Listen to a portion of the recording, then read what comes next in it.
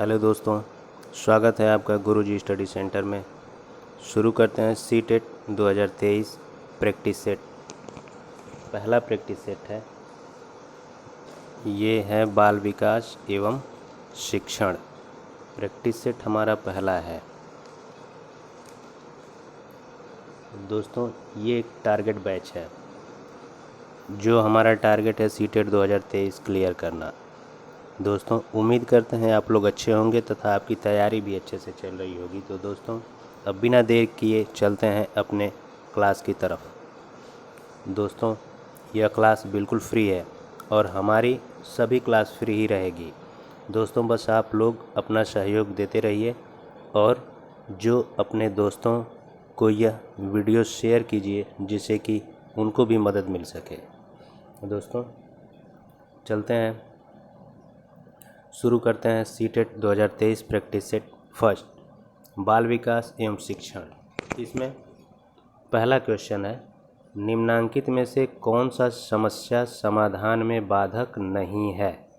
तो दोस्तों, हमारा पहला क्वेश्चन है, निम्नांकित में से कौन सा समस्या समाधान में बाधक नहीं है।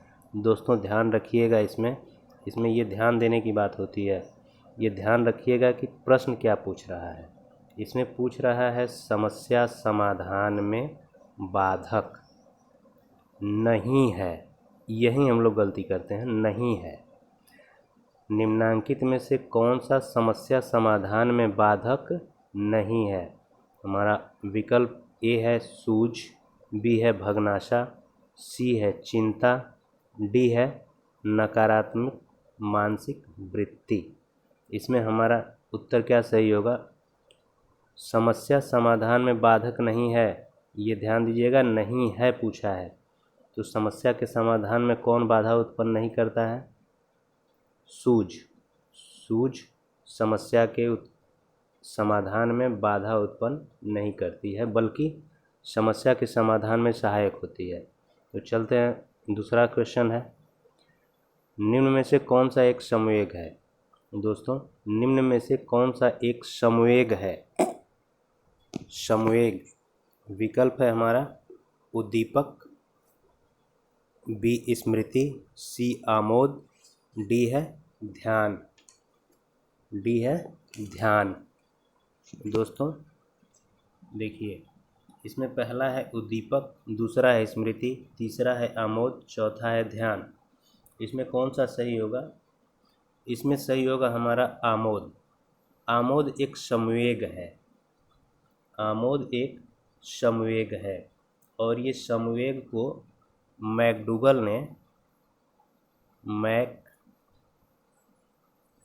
ने 14 संवेग बताए हैं। 14 संवेग बताए हैं McDougall.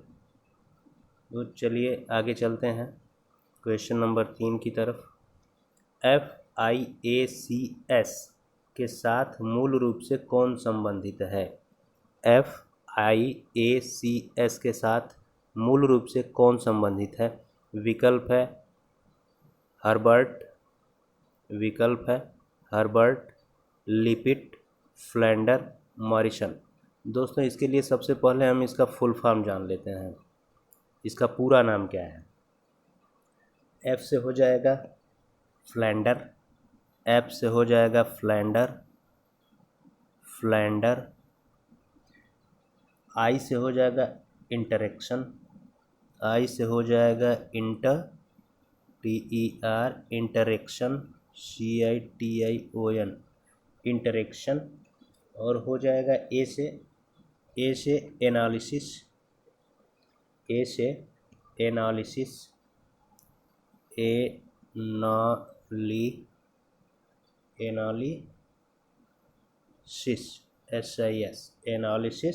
Category system, SYSTEM analysis category system. FIACS Flanders interaction analysis category system. दोस्तों, अगर आप लोग नोट कर रहे हैं तो नोट कर लीजिए। FIACS का फुल फॉर्म है Flanders interaction analysis category system. यह संबंधित है, जैसा कि नाम से ही शुरू में पता है, फ्लेंडर, यह संबंधित है फ्लेंडर से। अब चलते हैं क्वेश्चन नंबर 4 की तरफ। निम्न कथनों में से कौन सा प्रश्न कौशल के लिए सही नहीं है? प्रश्न कौशल का मतलब आप लोग समझ ही गए होंगे, प्रश्न पूछना। निम्न कथनों में से कौन सा प्रश्न कौशल के लिए सही नहीं है? ए है प्रश्न पूछने में उत्साहवर्धक तरीकों का प्रयोग करना, बिल्कुल सही। प्रश्न पूछने में उत्साहवर्धक तरीकों का प्रयोग करना, बिल्कुल सही। प्रश्नों को प्रोत्साहन देना, ये भी सही है। हाँ अथवा ना उत्तर वाले प्रश्नों की संख्या बढ़ाना, सुनने में संवेदनशीलता विकसित करना। तो दोस्तों हमारा सी वाला गलत हो जाएगा, ये प्रश्न कौशल के लिए सही नहीं है। डी वाला सही है, सुनने में संवेदनशीलता विकसित करना। तो हमारा आंसर कौन सा हो जाएगा? आंसर हो जाएगा सी। चलिए आगे चलते हैं बिना देरी किए हुए। व्यक्तित्व मापन की प्रक्षेपी तकनीकी है। व्यक्तित्व मापन की प्रक्षेपी तकनीकी है, कौन सा सही होगा? व्यक्तित्व मापन की प्रक्षेपी तकनीकी है, तो हमारा आंसर हो जाएगा प्रासंगिक अंतर्बोध परीक्षण। प्रासंगिक अंतर्बोध परीक्षण। आगे चलते हैं। सृजनात्मक समस्या समाधान की वह अवस्था जिसमें व्यक्ति असंगत सूचनाओं पर ध्यान नहीं देता, उसे कहते हैं असंगत सूचनाओं पर ध्यान नहीं देता। सृजनात्मक समस्या समाधान की वह अवस्था जिसमें व्यक्ति असंगत सूचनाओं पर ध्यान नहीं देता, उसे कहते हैं, क्या कहते हैं? विकल्प ए है आयोजन, बी है अनुवादन, सी है प्रबोधन, डी है उद्भवन। तो हमारा कौन सा सही हो जाएगा? उसे क्या कहते हैं? जिसमें व्यक्ति असंगत सूचनाओं पर ध्यान नहीं देता, उसको कहते हैं उद्भवन। हमारा आंसर हो जाएगा डी। अब चलते हैं डी। अगला क्वेश्चन, बोली जाने वाली भाषा की सबसे छोटी इकाई है। जो भाषा हम बोलते हैं उसकी सबसे छोटी इकाई कौन सी है? अर्थविज्ञान, रूपग्राम, ध्वनिग्राम, वाक्य विन्यास। क्या होगा? सी ध्वनिग्राम। अगला प्रश्न है प्रश्न नंबर 8। निम्न में से किस प्रश्न द्वारा सृजनात्मक चिंतन को सर्वाधिक अच्छे ढंग से अनुमानित किया जा सकता है? दोस्तों इसमें है, एक बार फिर से सुन लीजिए, निम्न में से किस प्रश्न द्वारा सृजनात्मक चिंतन को सर्वाधिक अच्छे ढंग से अनुमानित किया जा सकता है? तो इसमें विकल्प हमारा ए है, इसे कौन बता सकता है। इसे कौन बता सकता है। बी है सही उत्तर बताएं। डी है क्या आप इसका उत्तर बता सकते हैं। सी है क्या आप इसका उत्तर बता सकते हैं। डी है इसे कितने विभिन्न तरीकों से हल किया जा सकता है। दोस्तों यहाँ पूछ रहा है सृजनात्मक चिंतन। सृजनात्मक चिंतन के लिए सबसे सही, सर्वाधिक अच्छे ढंग से अनुमानित किया जा सकता है, मतलब सबसे सही क्या है। तो इसमें हमारा आंसर हो जाएगा कितने भिन्न भिन्न तरीकों से हल किया जा सकता है, ये हमारा सही हो जाएगा। अगला है सूक्ष्म शिक्षण है मूल्यांकन शिक्षण। ए है मूल्यांकन शिक्षण, बी है वास्तविक शिक्षण, सी है अवश्रेणीयन शिक्षण, डी है प्रभावशाली शिक्षण। हमारा आंसर हो जाएगा अवश्रेणीयन शिक्षण। हमारा आंसर हो जाएगा अवश्रेणीयन शिक्षण। क्या हो जाएगा? अवश्रेणीयन शिक्षण। अवश्रेणीयन शिक्षण, जिसका मतलब होता है एक निश्चित श्रेणी, एक निश्चित श्रेणी, एक निश्चित श्रेणी, एक निश्चित श्रेणी। चलते हैं अगले क्वेश्चन की तरफ। सूची फर्स्ट तथा सूची ए तथा सूची बी को सुमेलित कीजिए। सूची ए, सूची बी, दोस्तों देखते हैं, थोड़ा छोटा करते हैं, नहीं आएगा पूरा।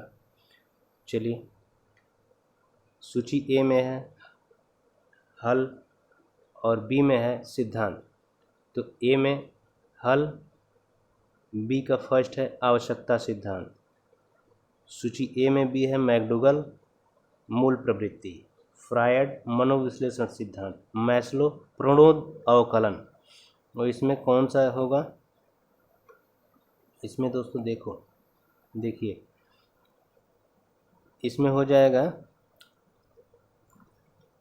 बी का तो दूसरा हो जाएगा, ये तो कंफर्म है, बी का दूसरा हो जाएगा। और क्या होगा? बी का दूसरा हो जाएगा। इसमें हो जाएगा हल का प्रणोद अवकलन सिद्धांत। इसमें हो जाएगा हल का प्रणोद अवकलन सिद्धांत, हल का प्रणोद अवकलन सिद्धांत।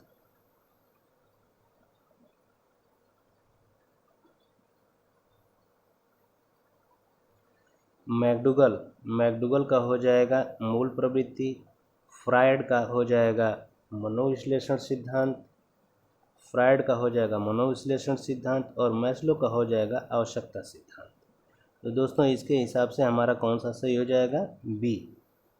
ए का पहला, ए का चौथा, बी का दूसरा, सी का तीसरा और डी का पहला। चलते हैं क्वेश्चन नंबर 11। निम्नलिखित में से कौन सा अभिक्रमित अनुदेशन का सिद्धांत नहीं है? निम्नलिखित में से कौन सा अभिक्रमित अनुदेशन का सिद्धांत नहीं है? दोस्तों, कौन सा अभिक्रमित अनुदेशन का सिद्धांत नहीं है? नहीं है, ये ध्यान देना है, नहीं है। अभिक्रमित अनुदेशन का सिद्धांत नहीं है। इसमें कौन सा हो जाएगा? इसमें हो जाएगा हमारा ए। इसमें हो जाएगा हमारा ए।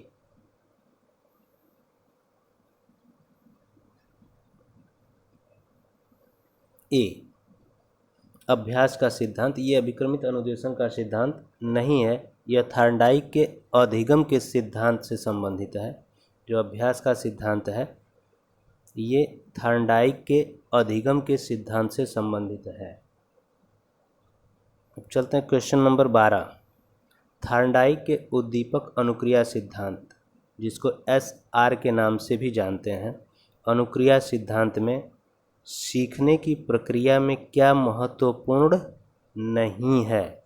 सीखने की प्रक्रिया में क्या महत्वपूर्ण नहीं है? तो दोस्तों हमारा आंसर हो जाएगा क्रिया प्रसूत व्यवहार। ये क्रिया प्रसूत व्यवहार ये स्किनर का सिद्धांत है, स्किनर के अनुबंधन सिद्धांत से संबंधित है। ये स्किनर से संबंधित है और पूछ क्या रहा है? थार्नडाइक। ठीक, चलिए अब आगे बढ़ते हैं। 13। निम्नलिखित में से किस प्रकार के अधिगम को गैने ने अपनी अधिगम सोपानिकी में सर्वाधिक निम्न स्थान पर रखा है? इसमें कौन सा है हो जाएगा? सबसे निम्न स्थान पर रखा है। गैने ने अधिगम, ये गैने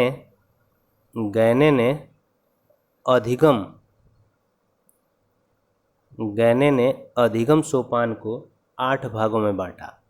अधिगम सोपान को 8 भागों में बांटा है, 8 भागों में बांटा है, जिसमें सबसे ऊपर है समस्या समाधान, सबसे ऊपर है समस्या समाधान अधिगम, समस्या समाधान अधिगम,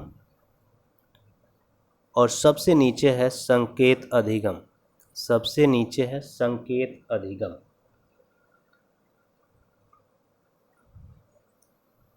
दोस्तों समझ में आ रहा है? आगे बढ़ते हैं। शिक्षण के दौरान आवाज़ में उतार चढ़ाव उदाहरण है। शिक्षण के दौरान आवाज़ में उतार चढ़ाव उदाहरण है। ये उदाहरण क्या है? किसका उदाहरण है ये उतार चढ़ाव?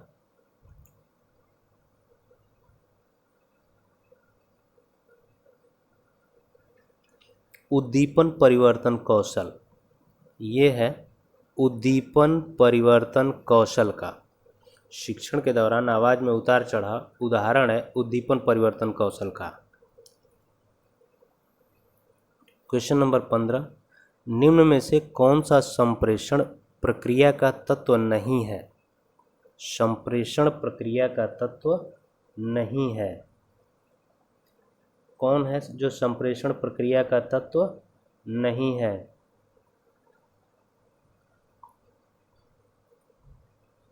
इसमें हो जाएगा पुनर्बलन, ये संप्रेषण प्रक्रिया का तत्व नहीं है। आगे चलते हैं। मंदित मना, मंदित मना का मतलब मंद, मंदित मना, मंदित मना जिसका मतलब होता है मानसिक रूप से मंद व्यक्ति। मंदित मना जिसका मतलब होता है मानसिक रूप से मंद बालक। मानसिक रूप से मंद बालक की शिक्षा हेतु कौन सा उपागम उपयुक्त कहा जा सकता है? इसमें कौन सा हो जाएगा हमारा? ए है वैयक्तिक अनुदेशन, त्वरण उपागम, संवर्धन उपागम, उच्च स्तरीय पाठ्यचर्या, ये तो एकदम नहीं होगा, यह भी नहीं होगा।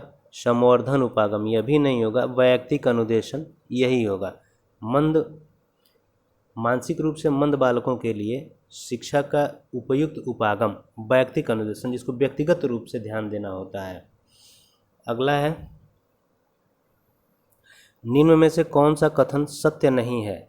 सीखना व्यवहार परिवर्तन की एक प्रक्रिया है।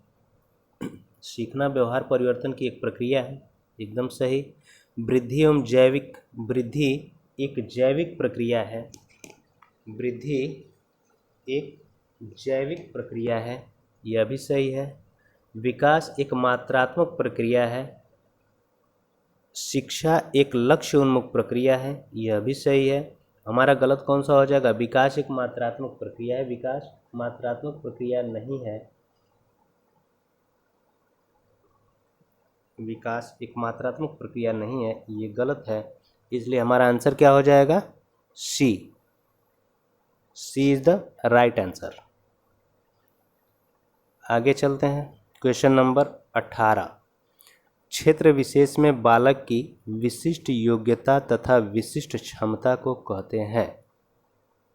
क्षेत्र विशेष में, किसी विशेष क्षेत्र में बालक की विशिष्ट योग्यता तथा विशिष्ट क्षमता को क्या कहते हैं? क्या कहते हैं? अभिक्षमता कहते हैं, अभिक्षमता। 18 का कौन सा हो जाएगा? सी। 18 का कौन सा हो जाएगा? सी। क्षेत्र विशेष में बालक की विशिष्ट योग्यता तथा विशिष्ट क्षमता को क्या कहते हैं? अभिक्षमता कहते हैं। ठीक। अगला क्वेश्चन है 19, ब्रूनर की प्रतिबिंबात्मक अवस्था पियाजे के संज्ञानात्मक विकास की किस अवस्था से मिलती जुलती है? ए है औपचारिक संक्रियात्मक अवस्था, बी है पूर्व संक्रियात्मक अवस्था, पूर्व संक्रियात्मक अवस्था, सी है मूर्त संक्रियात्मक अवस्था, डी है संयोगात्मक गामक अवस्था। संयोगात्मक गामक अवस्था। इसमें कौन सा हमारा सही हो जाएगा? ये हो जाएगा पूर्व संक्रियात्मक अवस्था, ये हो जाएगा बी। ब्रूनर की प्रतिबिंबात्मक अवस्था पियाजे के संज्ञानात्मक विकास की पूर्व संक्रियात्मक अवस्था से संबंधित है। चलिए आगे चलते हैं। क्वेश्चन नंबर 20, कौन व्यक्तित्व के गुण सिद्धांत से संबंधित नहीं है? कौन व्यक्तित्व के गुण सिद्धांत से संबंधित नहीं है? गुण सिद्धांत से कौन संबंधित नहीं है? ये है फ्रायड। गुण सिद्धांत से कौन संबंधित नहीं है? फ्रायड। बाकी ये तीनों लोग गुण सिद्धांत से संबंध रखते हैं। ये तीनों लोग गुण सिद्धांत से संबंध रखते हैं। फ्रायड गुण सिद्धांत से संबंध नहीं रखते हैं। फ्रायड मनोविश्लेषणात्मक सिद्धांत से संबंध रखते हैं। फ्रायड किससे संबंध रखते हैं? मनोविश्लेषणात्मक सिद्धांत। फ्रायड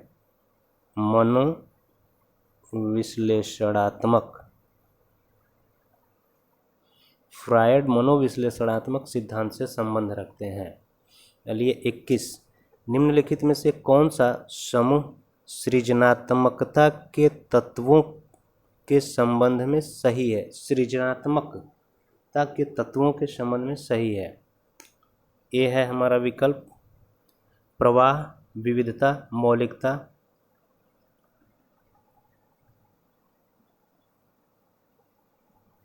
प्रवाह, विविधता, मौलिकता, सहकार्यता। यह है सहकार्यता। सहकार्यता।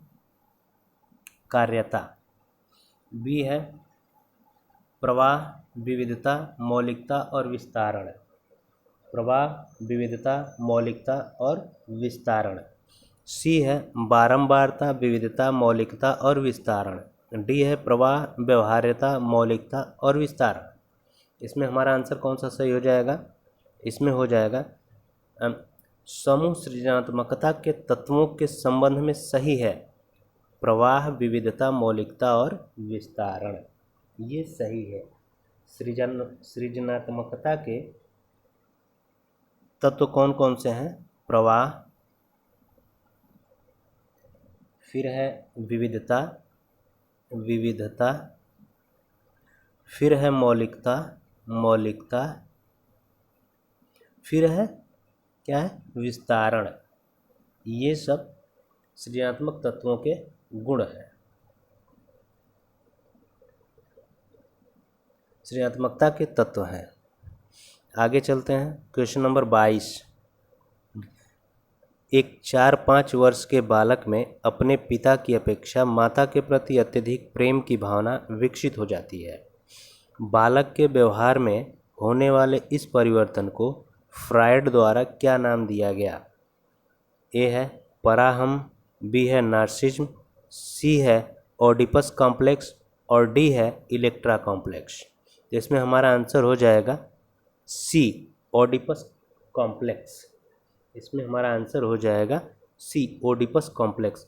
वहीं जब लड़की माता की अपेक्षा पिता के प्रति अधिक प्रेम की भावना रखने लगे तो उसके अंदर कौन सा गुण विकसित हो जाता है? वो हो जाता है इलेक्ट्रा कॉम्प्लेक्स।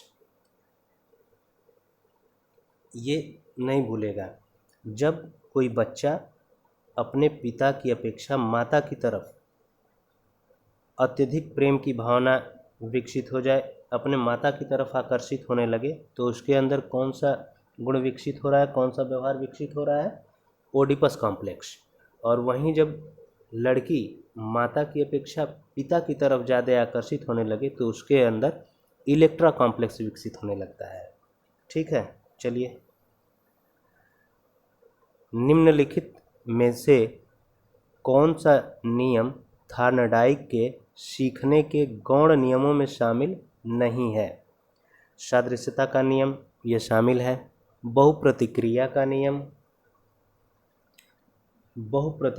नियम यह भी शामिल है, आंशिक क्रिया का नियम यह भी शामिल है, क्रिया प्रतिक्रिया का नियम ये शामिल नहीं है। हमारा आंसर क्या हो जाएगा? डी, सीखने के गौण नियमों की संख्या 5 है।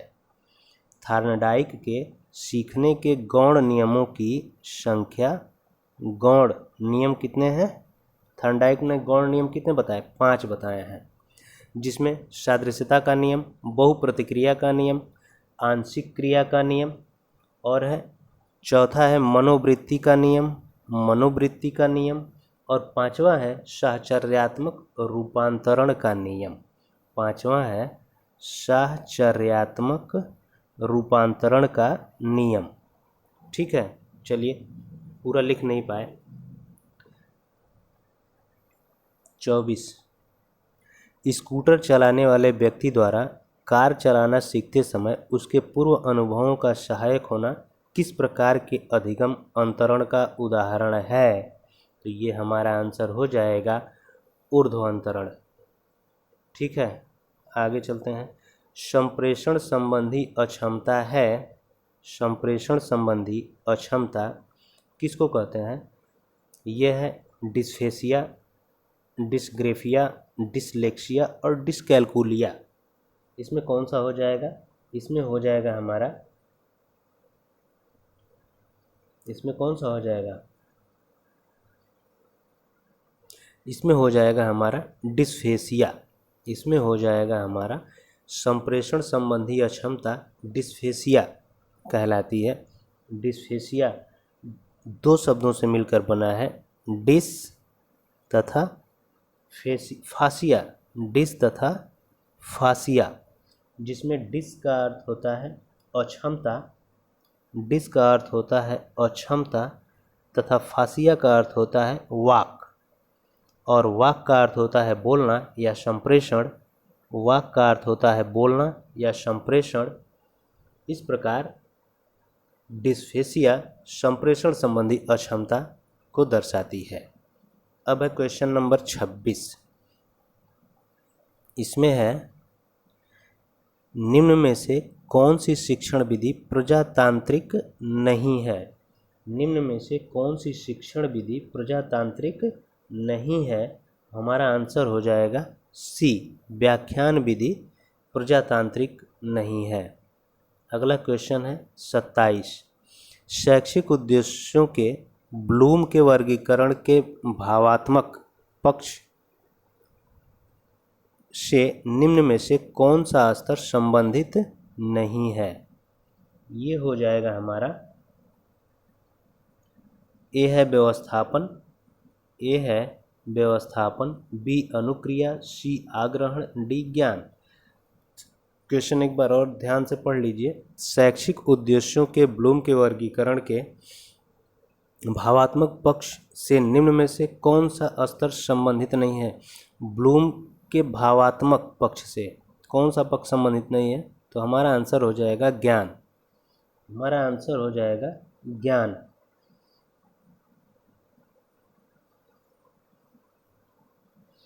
Question number 28। निम्न में से कौन सा शिक्षण का स्तर नहीं है? Question number 28। निम्न में से कौन सा शिक्षण का स्तर नहीं है? परावर्ती स्तर, अभिप्रेरणा स्तर, स्मृति स्तर, अवबोध स्तर। तो हमारा आंसर हो जाएगा अभिप्रेरणा स्तर। अभिप्रेरणा स्तर हमारा आंसर हो जाएगा अभिप्रेरणा स्तर।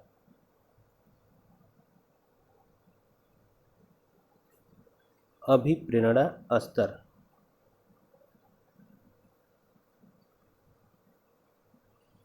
अगला क्वेश्चन है अधिगम प्रक्रिया उद्दीपन एवं के बीच की संगति है। अधिगम प्रक्रिया उद्दीपन और किसके बीच की संगति है? किसके बीच की संगति है? यह है अनुक्रिया। अधिगम प्रक्रिया उद्दीपन एवं अनुक्रिया के बीच की संगति है। Question number 30। निम्न में से कौन सी शिक्षण विधि प्रगतिवादी सिद्धांतों पर आधारित है? निम्न में से कौन सी शिक्षण विधि प्रगतिवादी सिद्धांतों पर आधारित है? प्रगतिवादी सिद्धांतों पर आधारित है। ये है समस्या समाधान। ये है समस्या समाधान। तो दोस्तों शिक्षण का ये जो 30 प्रश्न था ये पूरा हुआ, बाल विकास एवं शिक्षण विधि। अब आगे हिंदी की प्रैक्टिस लाएंगे। अब इसके बाद हिंदी का प्रैक्टिस सेट लाएंगे। ठीक है, तो चलते हैं दोस्तों। नमस्कार।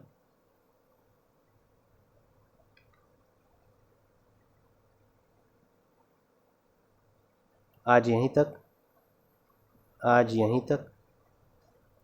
फिर मिलते हैं कल। Thank you.